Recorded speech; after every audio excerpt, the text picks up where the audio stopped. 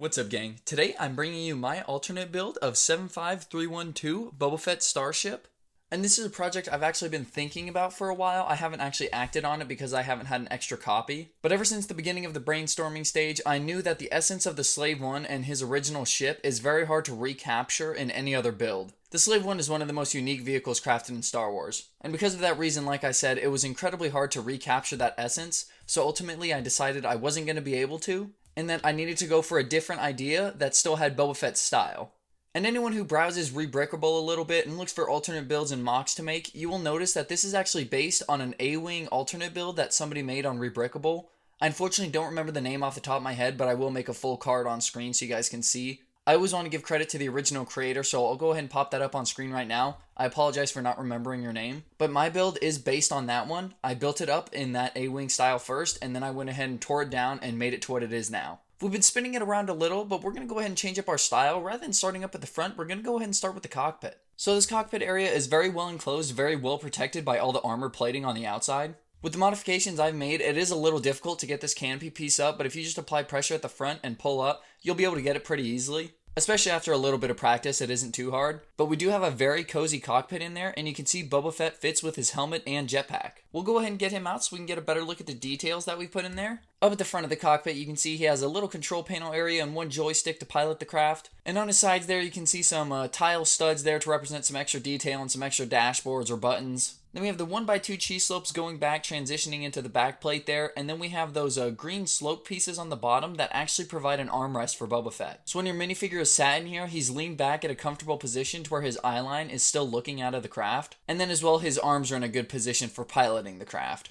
As we transition to the back, you see we have a little bit of a headrest represented by 2 cheese slopes. And then I'm incredibly proud of the way I've built up behind the cockpit to seal the gap and all the extra details that are built into this little archway here. It's some very fun, interesting techniques that kind of remind me of some A-Wing mocks that have used similar techniques on the backside of the cockpit. And then when you fold the cockpit windscreen down, you actually have no gaps on the backside, but you do see a little bit of the rim of the cockpit piece. With Boba Fett back in the cockpit, we can go ahead and transition to the rest of the vehicle, and I guess we'll go ahead and move further down the backside. Like I mentioned before, the cockpit is very well protected with tons of armor plating going down the sides, a little heavier than you would see on a normal A-Wing. And then now we move on to what used to be the engine pods, but now there is no separate sections of the ship. It is all just one big main fuselage engine here. We have some piping detail with the Technic bars and the Technic bits here. And then as well, plenty of cheese slopes to smooth it out, and we did use those stickered rounded pieces on both sides. As we move to the back on both sides, we have these little adjustable engines. Now when I built these little side engine pods, I didn't build them to be adjustable and movable as a play feature, but as I think about it, I think it could be. But I think once the engines are folded out in this form, they can only be used for a few seconds since they're no longer really getting a lot of power from the main ship. So they're really running on some reserve, so it only acts for a few seconds before it gives out and has to fold back in to recharge. But then in between the 2 engine pods, we have the main engine here. And I wanted this main engine to look like it was actually the main engine and the 2 side pods were added on.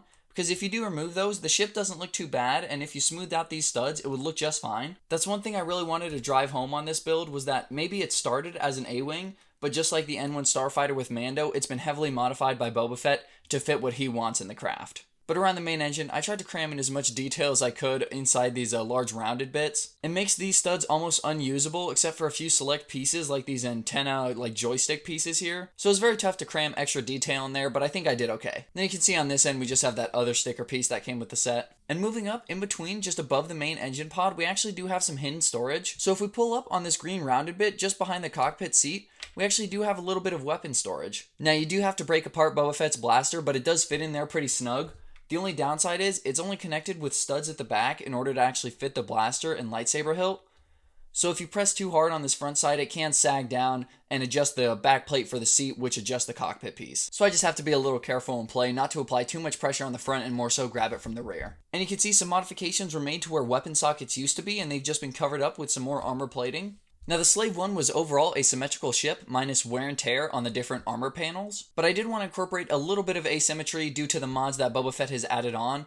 This ship, likely because it was such a small craft originally, wouldn't be able to contain it all, so some of the asymmetrical and internal piping bits are going to come out on top. So I went ahead and represented that here with all these bar pieces and the grill and stud pieces over here. And then we just have a small bit of detail in here represented by these studs doing a little bit of piping detail along with the vented pieces we mentioned earlier. But now moving on to the front, we have the main cannons. And you can see I pretty much kept the main cannons from the original set. and I just slapped them on the front here. They do still have their posability, but it doesn't really provide you much advantage since they both can't be posed the same direction. They can only really pose inward. Here you can get a better look at the sloping detail that I used in between the two sections to help fill it out and cover up some of those studs. From the bottom side, you can also get a good look at it. Like I said, they're pretty much the standard cannons from the original set, and on either side to help blend them into the hull more, we went ahead and tossed some cheese slopes on there. And anyone who cares about aerodynamics will notice that this is a flat front to the ship, and I realize that makes the craft a little less aerodynamic, but if you look at the Slave One, it's not exactly aerodynamic itself. It's very large and very bulky, so I went ahead and retained a little bit of that just on the front, not making it pointed, and making it more smooth. I think making it pointed would make it look a little too edgy, and that's not really Boba Fett's style. On the bottom side, it isn't really anything special. It's plated up alright, but it's really just to hold everything together up top. Alrighty gang, well that pretty much covers Boba Fett's new ship. I haven't really thought of a new name for this vehicle yet. In my head, there is a little bit of story to this. This ship wouldn't be Boba Fett's only ship. It obviously fulfills a different role than the Slave One did. This is a very nimble fighter craft that can get into tight spaces and move a whole lot quicker than the Slave One could. So I'd like to think that he has this paired with the Slave One or another larger shuttle/transport craft. I always like to include a little bit of story with my ships because I think it helps cement it in the universe that I'm building in my head and as well the actual Star Wars universe if it were blending in. So I hope you guys did enjoy this build. I had a lot of fun making it, and I'd like to thank the original designer who made the original A-Wing mock on Rebrickable. I was having an incredibly hard time coming up with an alternate build for the Slave One on my own. Once I saw the A-Wing build though, I went ahead and committed to that design and decided I would modify around it, despite the A-Wing traditionally not fulfilling any bounty hunter roles. So I sincerely apologize once again for forgetting your name, but I am going to pop you up on screen as many times as I can during this video every time I mention you. This is the original creator of the original mock that I based mine off of. As you guys can see, I've done some very heavy modification from what the original A-Wing looked like, but it was a phenomenal design and I really enjoyed making it. But I hope you guys enjoyed this video. If you guys have any suggestions for any alternate builds or mods, of course, leave them down below. I always love hearing them. And for those of you who recently secured the Republic fighter tank, I do have 2 of those on the way, and I am going to be making a video of putting those together to see if we can make something better. So make sure you're subscribed so you can go ahead and see that video and see all my future mod and alternate build videos. And I'll see you guys next time. Peace, fellas.